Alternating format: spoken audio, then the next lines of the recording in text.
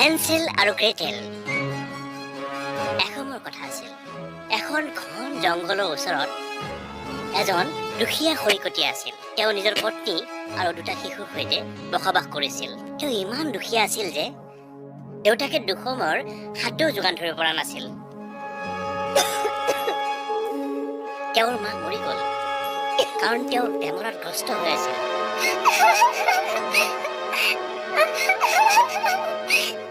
মাকৰ মৃত্যুৰ পিছত দেউতাকে ঘৰৰ কাম কাজ কৰিবলৈ ল'লে। দেউতাকে অকলেই নিজৰ ল'ৰা ছোৱালীক চোৱা চিতা কৰিবলৈ ল'লে। সেইকাৰণে তেওঁ একো কাম কৰিব পৰা নাছিল। মোৰ কথা মানা আৰু বিয়া পাতি লোৱা। ল'ৰা ছোৱালী কেইটাৰ কাৰণে অকল মায়ে বুজি পায় ল'ৰা ছোৱালীৰ সুখ। তাৰপিছত তুমি জংঘলেও যাব পাৰিবা, নহ'লে অনাহাৰেও থাকিব লাগিব। মই ভাবিছো তেওঁ ঠিকেই কৈছে। মই এতিয়া বিয়া কৰাই লোৱাই উচিত হ'ব। অৱশেষত তেওঁ বিয়া কৰালে। বিয়াৰ পিছত তেওঁ আৰু ল'ৰা ছোৱালীকেইটা ভীষণ সুখী আছিল। এতিয়া আৰু মই ল'ৰা ছোৱালীৰ কথা চিন্তা কৰিব নালাগে। এতিয়া মই কামলৈ যাব পাৰোঁ। তেওঁ পুনৰ কামলৈ যোৱা আৰম্ভ কৰি দিলে।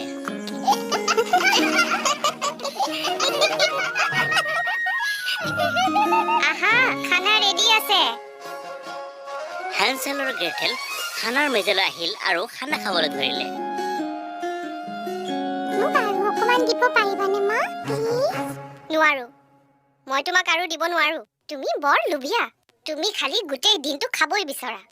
ফকাটোৰ ল'ৰা ছোৱালীক খানা দিয়াৰ পৰিৱৰ্তে নিজেই বাটি ভৰাই খাবলৈ ধৰিলে। এইখিনি লোৱা গ্ৰেটেল। কিন্তু হেনসেল, তুমি কি খাবা? মোক এয়া নালাগে। মোৰ আজি ভোকেই লগা নাই গ্ৰেটেল, লোৱা না প্লিজ। হেনসেলে নিজৰ গোটেইখিনি খানা গ্ৰেটেলক দি দিলে। ধন্যবাদ দাদা। নিজৰ সতীয়া মাকৰ বেয়া ব্যৱহাৰৰ কাৰণে হেনসেল বৰ উদাস হৈ গ'ল। সি মাকক বৰকৈ মনত কৰিব ধৰিলে। সি প্ৰায়ে আকাশলৈ চাই তৰাৰ মাজত মাকক বিচাৰিবলৈ আৰম্ভ কৰিলে। মোৰ তোমালৈ বৰ মনত পৰে মা। তুমি যদি এবাৰ ইয়ালৈ আহিব পাৰিলা হয় আৰু আমাক মৰম কৰিলা হয়।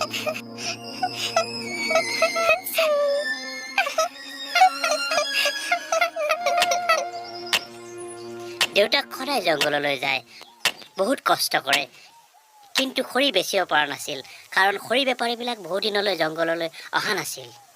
বহুত বৰষুণৰ কাৰণে এদিন তেওঁ সতীয়া মাকৰ সৈতে কাজিয়া কৰিব ধৰিলে। তোমাৰ ল'ৰা ছোৱালীকেইটা খালি গোটেই সময়ত খাবই বিচাৰে আৰু তুমি যোৱা সপ্তাহৰ পৰা এপইচাও ঘটিব পৰা নাই। মই সিহঁতৰ কাৰণে খোৱা বস্তু কেনেকৈ আনো, কেনেকৈ বনাওঁ? তোমাৰ ছোৱালীজনী বৰ লোভীয়া। যদি ভালকৈ খাবলৈ নাপায় তাই এদিন মোকেই খাই পেলাব। মই কি কৰোঁ প্ৰিয়তমা? এই বৰষুণৰ দিনত মই এইবোৰ বেচিব নোৱাৰোঁ, বুজাচোন তুমি। তুমি চহৰলৈ গৈ বিক্ৰী নকৰা কিয়? এই পৰামৰ্শটো খুবেই ভাল। মই এয়াই কৰিম। তোমাৰ আৰু ল'ৰা ছোৱালীৰ কাৰণে চহৰৰ পৰা বহুত বস্তু লৈ আহিম। পিছদিনা ৰাতিপুৱাই দেউতাকে খৰি বেচিবলৈ বজাৰলৈ গুচি গ'ল। যেতিয়াই দেউতাক খৰি বেচিবলৈ বজাৰলৈ গ'ল, তেতিয়াই সতীয়া মাকে এটা বেয়া বুদ্ধি খটালে ল'ৰা ছোৱালীহঁতৰ পৰা হাত সাৰিবলৈ। যদি এইমতে কাম হৈ যায় তেনেহ'লে মই আৰু এই বোকাটো ল'ৰা ছোৱালীকেইটাৰ কাৰণে কাম কৰিব নালাগে। মই আৰু ঘৰৰ বেছি কামো কৰিব নালাগে। মই সুখেৰে নিজৰ স্বামীৰ লগত থাকিম আৰু নিজৰ সন্তান জন্ম দিম।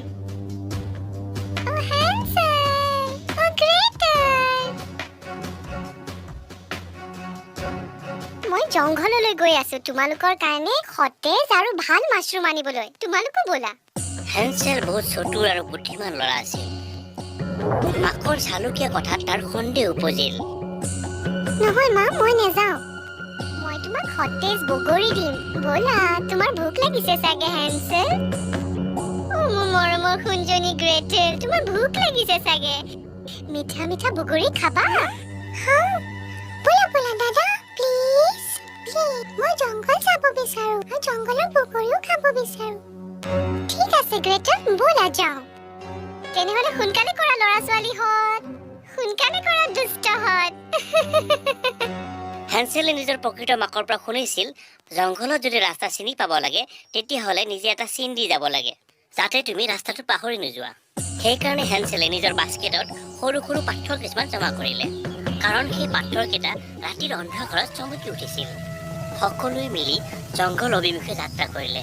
গৈ থাকোঁতে হেনচেলে ঠায়ে ঠায়ে বগা পাথৰটো পেলাই থৈ গ'ল। অতি সোনকালে তেওঁলোক ঘন জংঘলৰ ভিতৰলৈ সোমাই গ'ল। মই ভাগৰি গৈছো আৰু কিমান দূৰ যাব আছেনো? মই অকণ আৰাম কৰিব বিচাৰো। ঠিক আছে গ্ৰেটেল। মা, আমি অলপ ৰখিব পাৰিম নেকি? ভাগৰ লাগিছে। এইটো সুন্দৰ সুযোগ। ঠিক আছে ল'ৰা ছোৱালীহঁত, তোমালোক কিছু দেৰি গছৰ তলত জিৰণি লোৱা। মই তেতিয়ালৈকে বগৰী বিচাৰোগৈ। কিন্তু মা, আমি তোমাক কেনেকৈ বিচাৰিম? চিন্তা নকৰিবা হেনচেল, মই সোনকালে গুচি আহিম। গ্ৰেটেলক অকণমান চাবা, মই সোনকালে উভতি আহিম। দুটা ল'ৰা ছোৱালীকে পিছত থৈ মাক আগবাঢ়ি ওলাই গ'ল। গ্ৰেটেলৰ টোপনি আহি গ'ল। তেতিয়া মাকে নিজৰ প্ৰকৃত ৰং উদঙালে। তাই দুটি ল'ৰা ছোৱালীকে জংঘলৰ মাজত এৰি থৈ ঘৰলৈ উভতি যাবলৈ নিৰ্ণয় ল'লে। কিছু সময় পিছত গ্ৰেটেলে সাৰ পালে আৰু নিজৰ কটীয়া মাকক বিচৰাত লাগিল। হেনচেল, মা কলৈ গ'ল? মই ঘৰ যাব বিচাৰো, মোৰ ভোক লাগিছে। মা, তুমি ক'ত আছা মা? চিন্তা নকৰিবা গ্ৰেটেল, আমি ইয়াতে অপেক্ষা কৰিম। সোনকালে আহি পাব তেওঁ। তেতিয়া এটা বান্দৰ গছৰ পৰা নামিল আৰু তাৰ হাতত এটা ফল আছিল। বান্দৰে সেই ফলটো সিহঁতক দি দিলে। তুমি কিমান ভাল বান্দৰ। সিহঁত দুয়ো মিলি ফলটো খালে। কটীয়ামাক আধা ৰাস্তালৈ আহিল আৰু আহি পাথৰৰ সেই শাৰীবোৰ দেখিলে। সেই বুধিয়ক হেনচেলটোৱে কিছুমান শিল থৈ দিছে। ইমান চালাক সি, তাক মই নিঃশেষ কৰি পেলাম। তেওঁ সেই পাথৰবোৰ অন্য এটা পথত থলে যাতে সিহঁতৰ পথভ্ৰষ্ট হয়। সি তাৰ পৰা উঠিল আৰু পাথৰবোৰ বিচৰাত লাগিল। সিহঁতে এইফালে সেইফালে আৰু চাৰিওফালে বিচাৰিলে, কিন্তু পাথৰ ক'তো বিচাৰি নাপালে।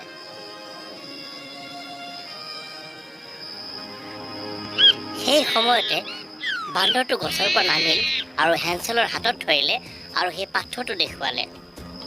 পাথৰটো চন্দ্ৰৰ ৰূপালী পোহৰত চমকি উঠিছিল। নাকান্দিবা গ্ৰেটেল, মোৰ ওপৰত বিশ্বাস ৰাখা। মই তোমাক ঘৰলৈ লৈ যাম। মা নাহিলেও কোনো কথা নাই। বলা বলা যাওঁগৈ। সেই শিলবোৰ কলৈ গ'ল? মোৰ ভয় লাগিছে দাদা। ভয় নাখাবা, মই আছো নহয় তোমাৰ লগত। সিহঁত গৈয়ে থাকিল। একেবাৰে ভাগৰি গ'ল আৰু সিহঁতৰ ভোকো লাগিছিল। অৱশেষত সূৰ্য উদয় হ'ল। সিহঁত দুটাই এটা চৰাইক গছৰ ওপৰত উঠি খিলখিলাই থকা দেখিলে। সিহঁত তাতে ৰৈ দিলে আৰু সেই চৰাইটোৰ গীত শুনিলে। কিছু সময় পিছত সেই চৰাইটো উৰি গুচি গ'ল। হেনচেল আৰু গ্ৰেটেল তাৰ পিছে পিছে গ'ল। সেই চৰাইটোই এটা চকলেটৰ ঘৰৰ ওপৰত আহি বহিলহি। এটা চকলেটৰ ঘৰ। আৰে বাহ, সেয়া চোৱা, সেয়া কুকিজেৰে বনোৱা। আৰু দৰ্জা জেলিৰে বনাইছে, আৰু চালিখন কেকেৰে বনোৱা, আৰু খিৰিকী চেনিৰে বনাইছে। ব'লা আমি খাওঁ। সিহঁতে বেৰৰ পৰা এটা ডাঙৰ চকলেট আনি খাবলৈ ধৰিলে। সিহঁতে নিগনি কুটি কুটি খোৱাৰ নিচিনাকৈ খাবলৈ ধৰিলে। বৰ সোৱাদ লগা। মোৰ ভোক লাগিছে হেনচেল, মই পুৰা ঘৰ খাই যাম। যেতিয়া সিহঁতে খাই আছিল তেতিয়া সিহঁতৰ এনেকুৱা লাগিল যে কোনোবা বাহিৰত আহি ৰৈছেহি আৰু আহি দেখিলে এগৰাকী বেমাৰী মহিলা। ল'ৰা ছোৱালীৰ হাতৰ পৰা সেয়া পৰি গ'ল যি হাতত লৈ আছিল। কোন তোমালোক আৰু ইয়াতে কি কৰি আছা? মোৰ ঘৰটো কিয় খাই আছা? ক্ষমা কৰিব, আমাৰ ভোক লাগিছিল আৰু আমি হাবিত হেৰাই গৈছিলো। দুৰ্ভগীয়া ল'ৰা ছোৱালীহঁত, তোমালোকৰ ভোক লাগিছে ন? আহা, আইতাই তোমালোকক খোৱা বস্তু দিব আৰু মৰমো দিব। সিহঁতৰ হাতকেইখন জোৰকৈ ধৰি ভিতৰলৈ টানি লৈ গ'ল আৰু বুঢ়ীজনীয়ে সিহঁতৰ কাৰণে বিভিন্ন ধৰণৰ খাদ্য টেবুলত সজালে।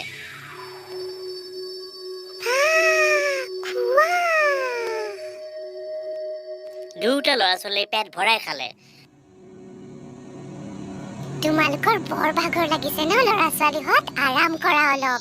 এখন নৰম আৰু কোমল বিচনা আহি পৰিল। ধন্যবাদ আইতা। পিছে এতিয়া বহুত দেৰি হৈ গ'ল। আমি ঘৰত যাব লাগে এতিয়া, নহ'লে মায়ে আমাক বিচাৰি ফুৰিব। আইতা, আমি এতিয়া যাব লাগে। বিদায়, আমাক সহায় কৰাৰ বাবে ধন্যবাদ। হেনছেল আৰু গ্ৰেটেলে দুৱাৰখন মাথো খুলিবলৈ লৈছিল, কিন্তু তেতিয়াই বুঢ়ীজনীয়ে মন্ত্ৰ ফুকিলে আৰু সেয়া তালা বন্ধ হৈ গ'ল।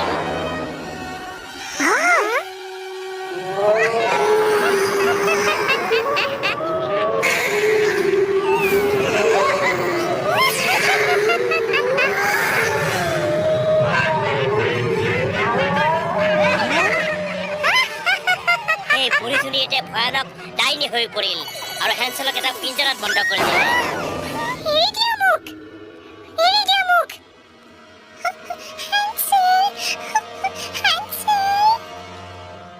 সোনকালে আহি যোৱা ল'ৰা-ছোৱালীহঁত, সোনকালে মোটা শকত হৈ যোৱা। মই সোনকালে তোমালোকক ভক্ষণ কৰিম। আৰু তুমি লাহি ছোৱালী, ইফালে আহা, ঘৰৰ কিছু কাম কৰা। সেই ডাইনীজনীৰ চকু কমজোৰ আছিল, সেইকাৰণে গ্ৰেটেলক ডাইনীজনীয়ে কাম কৰা ছোৱালী বনালে। ডাইনী হেনছেলক বহুতো খাদ্যৰ যোগান ধৰিলে, যাতে হেনছেল অতি সোনকালে শকত হৈ পৰে। ইয়াৰ মাজতে সতীয়ামাক ঘৰলৈ আহিল আৰু দেখি চক খাই গ'ল যে তেওঁৰ স্বামী ঘৰ উভতি আহিছে। তুমি কলৈ গৈছিলা আৰু ল'ৰা-ছোৱালী কেইটা ক'ত? মই মোক কোৱা, কি হৈছে প্ৰিয়তমা? মোৰ ল'ৰা-ছোৱালী কেইটা ক'ত? সতীয়ামাকে নিজৰ কৰ্মৰ পৰা নিজেই লজ্জিত হ'ল আৰু স্বামীক গোটেই কথা অৱগত কৰালে। মই বিশ্বাস কৰিব পৰা নাই, তুমি এয়া কেনেকৈ কৰিছা? তুমি মাক হোৱাৰ যোগ্যই নহয়। মোক ক্ষমা কৰি দিয়ক, কিন্তু এতিয়াও বেছি দেৰি হোৱা নাই। সোনকালে জংঘললৈ গৈ সিহঁতক বিচাৰোগৈ।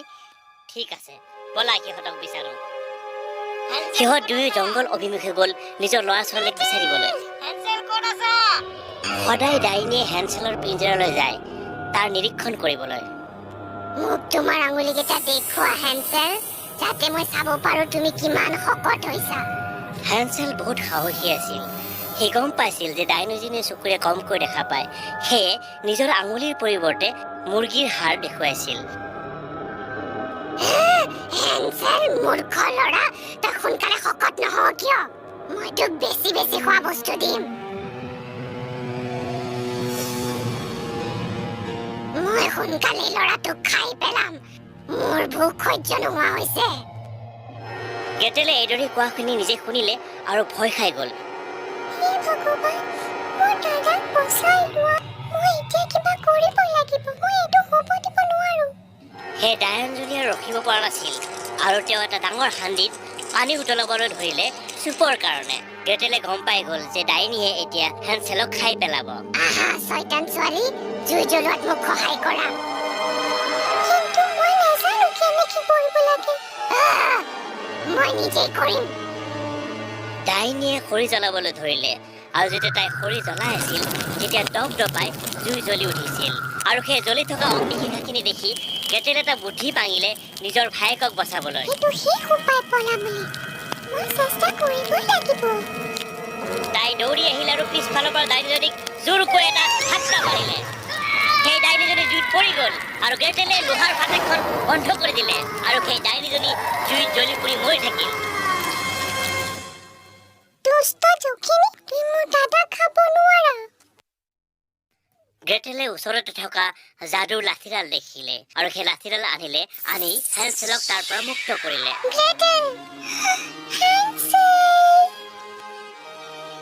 তাৰপিছত সিহঁত দুয়ো ডাইনীৰ কোঠালৈ গ'ল আৰু তাত বহুত তলা লাগি থকা চন্দুক দেখিবলৈ পালে। বহুত মূৰ্তি, যাদুৰ কলাকৃতি আৰু এইবোৰ সকলো তাত পৰি আছিল। গ্ৰেটেল, মোক সেই যাদুৰ লাঠিডাল দিয়া, মই তলা খুলিম।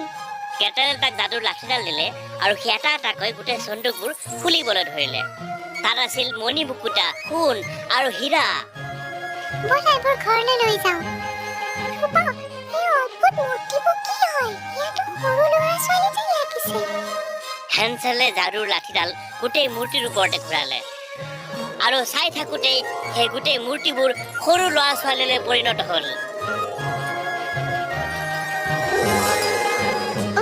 ধন্যবাদ বন্ধু, তুমিতো সঁচাই বৰ বাহাদুৰ। নিশ্চয়। পিছে আৰু বিপদত পৰা আগতে ব'লা আমি আটাই ইয়াৰ পৰা ওলাই যাওঁ। সিহঁত সকলোবোৰ ঘৰৰ পৰা বাহিৰলৈ আহিল দৌৰি দৌৰি। কিন্তু দাদা তুমিতো ৰাস্তা নাজানা আমি কেনেকৈ যাম ঘৰলৈ তোমাক খোজকাঢ়িবলৈ কোনে কৈছে হেনচেলে যাদুৰ লাঠিডাল ঘূৰালে আৰু গোটেই ঝাৰুবোৰৰ ওপৰত ঘূৰাবলৈ ধৰিলে ঝাৰুবোৰ উৰিবলৈ ল'লে মা আমি উৰিব পাৰিম ল'ৰা ছোৱালীবিলাকে লাঠি থকা ঝাৰুকেইডালত বহিলে আৰু আকাশত উৰিবলৈ ধৰিলে হঠাতে তেওঁলোকে চিনা জনা মাত শুনিবলৈ আৰম্ভ কৰিলে